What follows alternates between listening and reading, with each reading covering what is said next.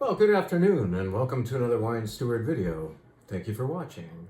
There are several items up here on the display block, if we want to call it that, and yet I will speak to none of these yet and tell you, or at least remind you, that we have an event on June 29th for all of you, not just for Wine Club members, but we would like every one of you who's curious about what happens at the Wine Steward to see us at our best.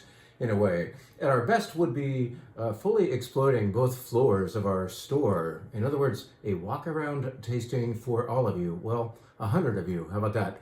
100 people, maybe 110, that would be fine for all the space we have upstairs and down to have you wine lovers visiting different tasting stations that will be, for the most part, themed. Perhaps one will be Italy, one will be France, one will be Washington, and so on. We'll be jumping around you will be from table to table and enjoying a little tidbit along the way. You can grab something off of the cheese and charcuterie table. Perhaps I'll bake some bread for this as well. And then you go on your merry way looking for your next fun wine to taste and learn about. We'll have well-informed people presenting these wines, and I'm sure you will find something to like and hopefully, hint, hint, purchase and go home and use. Don't go home and collect. Go home and use your wines. I like wine users, not people who go home and stare at their ever-growing supply. Keep using your wine, will you please? Now, that's on the 29th of June. You go to thewinesteward.com to sign up. It's only $35 per person. Wine Club members and otherwise, you are all invited, up to 100 or so of you. It will be a fun time. I believe we're starting at 5 p.m. Sunday evening, June 29th. 5 to 7 p.m. is the thereabouts time for this event. All right? Now, let's speak to what's going on up here. At least this is something that I am using as an example of a wine type, obviously a rosé wine type. This is a beautiful Provence rosé. You can tell it's a Provence rosé by the color, even though this particular color has inspired so many wineries all over the world, in Italy and Spain, and here in California, to make rosé in this particular color. But we think Provence kind of established this first and inspired the rest of us to make a beautiful pale salmon coral, delicately colored rosé. This is Saint Roch, a favorite of mine for at least 15 vintages, present and past. It's gorgeous. I love it. Well, I'm not here to speak to that, but to show this as an example of Provence style color of rosé, and to say far more rarely, but right now, we have something called Tavel. Tavel. Now note that I'm not saying Tavel rosé. Let me find it. Boom. Yeah, look at that. That is a rosé, right? It's a darker rosé, isn't it? Let's show it to you in a glass, especially because I wouldn't mind sipping some at this point. This is Tavel. Tavel is not the name of the producer. It's not the name of the grape. It's the name of the location. Tavel is a village that lies across the Rhone River from Châteauneuf-du-Pape. In fact, it has a lot of those rocks, those galets roulés, like Châteauneuf-du-Pape has. And yet Tavel specializes in the making of one kind of wine, a darker style rosé. Can you see it there? Boom. There is no such thing as Tavel Blanc. There's no such thing as Tavel Rouge. In other words, white or red Tavel does not exist. The cool thing about this little region is it specializes in what they call the king of rosé, but you don't really even have to call it rosé because Tavel implies this kind of wine and no other kind of wine. Do you get my meaning? Anyway, this is made of the same grapes that they will be using down in Provence, things like Grenache and Cinsault, Carignan perhaps, and so on. But just a little more skin contact makes it look like this. They could make it look like this, arguably. But this is culture. Culture is part of terroir, in my opinion. It's not just about the soil type and the weather, the climate, and perhaps the exposure of the vineyard, but also the local people and what they want to make and drink locally. And they have become famous for this, not just in town, but the world over. And so why change something for which you are well known? And of course, they were the ones who probably came up with the term, the king of rosé, but who can blame them? Because it does look a little more regal, doesn't it?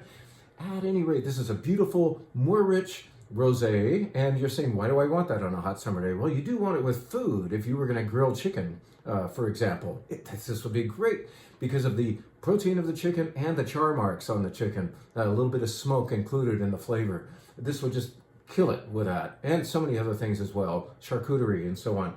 Tavel is in the house. It won't be for long. We only get some of it per year. We have 2 different brands of it right now. This is the Saint Jerome. It's actually being shown on our wine bar menu. And you can also take some home. How about that? And some of this as well. We like them both. Let's now put up in front of you a wine that most of you are not looking at.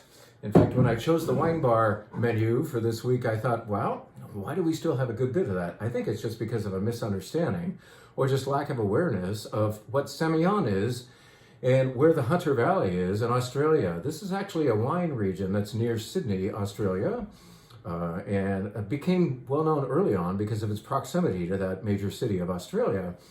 Semillon as well became kind of the anchor grape. Semillon is best known as coming from Bordeaux, France, and being part of a Bordeaux Blanc.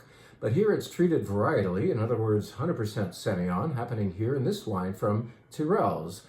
The notable feature of this is low alcohol, only 11.5%, and that it never saw an oak barrel. And those 2 things might be appealing to you who would like to drink a little bit more wine and know that a lower alcohol and more refreshing wine is something of which you can drink more. That's my way of evaluating wine sometimes. But I want to tell you what I did the other day. I'm going to demonstrate for you if I can find an open bottle of this.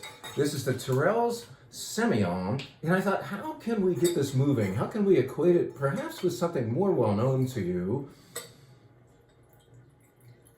And I mulled this over in 2 different glass shapes. And you know, we like to play around with glass shapes, don't we?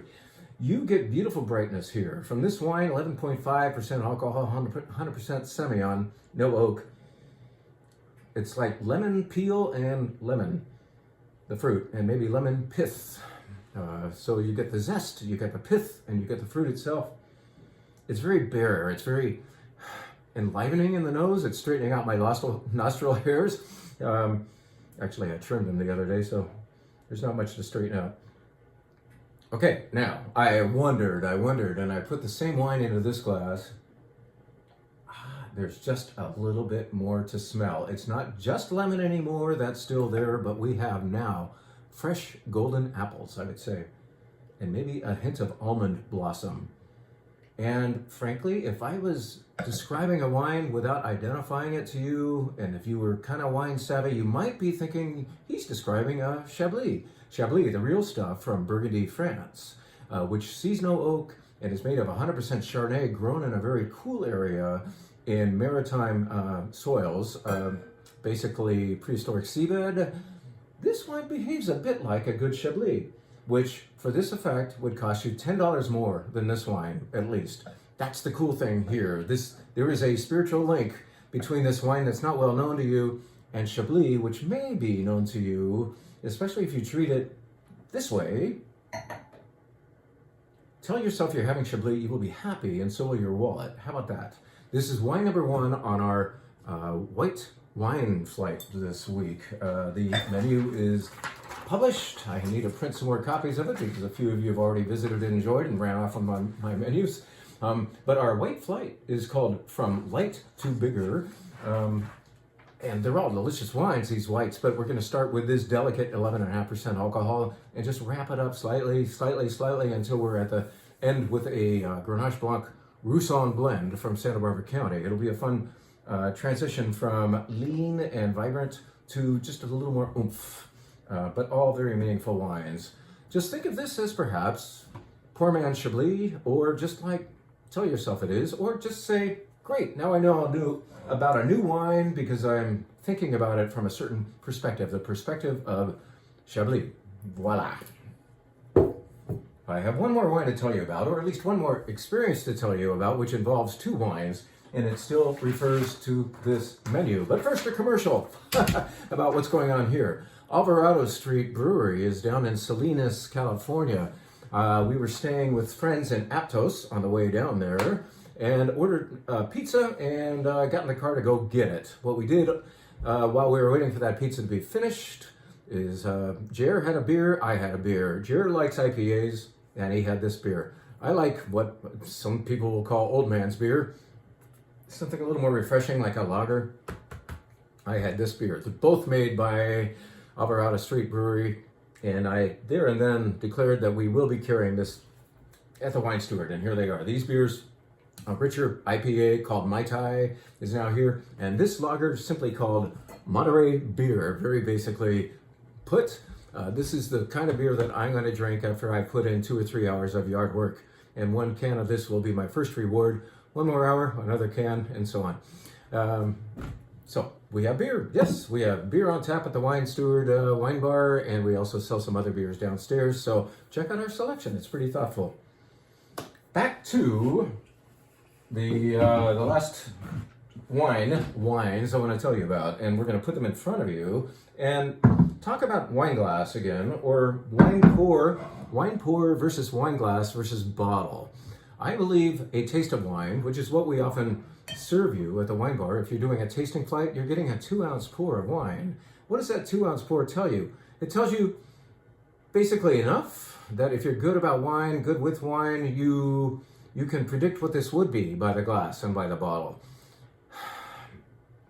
Some wines, however, are a little more discreet compared to what came right before, and you would have to think a little bit harder about what they behave like by the glass or the bottle. Yes, we're pouring you a 2-ounce pour of this Garnacha from Spain. It's the first wine in the flight.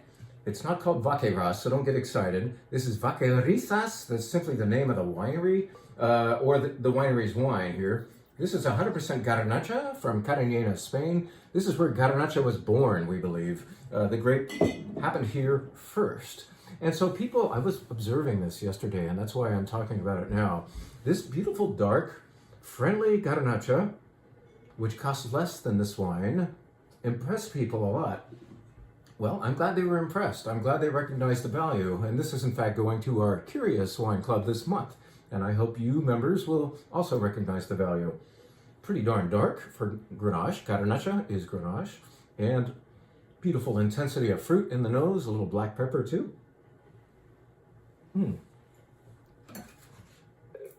I get it. I can see why they like it. And then on the flight comes this. And I want to find a bottle because, geez, making a mess here. This is going to be primarily Grenache, 60% Grenache and 40% Syrah, grown in the Rhone Valley of France by Stéphane Augier. This guy's famous for making 100-point wines that cost well over $100, and yet this doesn't. This is going to our Wine Adventure Wine Club this month. Is it bigger than the first wine? No, and that's the problem. If you smell carefully, if you taste carefully, and you're only having that 2-ounce pour, you may or may not recognize that this is by far the more elegant wine. This says one thing, this says more things. And I get it, all palates are different, and we all come at wine a different way, from different perspectives. But if you think about it a little bit, that 2-ounce pour will tell you this is the better wine, but you might just miss that. And so I'm saying, if you're at least curious about what a wine is telling you, make a commitment to a glass. So in other words, do this whole red wine flight and then have a glass of the one that you were curious about. It wasn't as frontally assaulting as this one, but it might have had more complexity. You will know when you have a glass. The better thing, even after having that glass, is to share a bottle with somebody who loves the same kind of wine, either here or at home, and discussing it. So I'm talking about 3 venues for wine: the pour, the glass, and the whole bottle as shared. Hopefully you're sharing the bottle, because at that point you get to talk about it, and that's the best part about really good wine. I mean, okay wine doesn't really need discussion, but good wines like this wine from Stéphane Augier, compared to this wine, there's a lot to discuss here. You can talk about the location, the fact that he's a Northern Rhone guy, and this is happening in the Southern Rhone instead, and it is also just more elegant. It's just got a lot to say. I mean, we can smell more things here, taste more things. I could elaborate, but I want you to. I want you to think about it and perhaps have a whole glass of Stéphane Augier. That's wine number 2 on our wine bar menu this week. Of course, there's 3 more after that. Lots of fun things. The wine bar changes absolutely every week. So think about volume. Think about how you know a wine better when you have an entire glass of it. and even better when you're sharing it with somebody as a whole bottle. Did that last night with a Super Tuscan, and we talked and we thought and we talked and we thought and we sipped, and it was an experience. It was great. That's all there is today. Thank you so much for watching and participating downstairs and upstairs with us at the Wine Steward, and we hope you will participate with us on June 29th. That's a Sunday, and we'll get it started early because it's a work night for many of you. So 5 to 7, Sunday the 29th. Go to thewinesteward.com to RSVP right now. Thank you.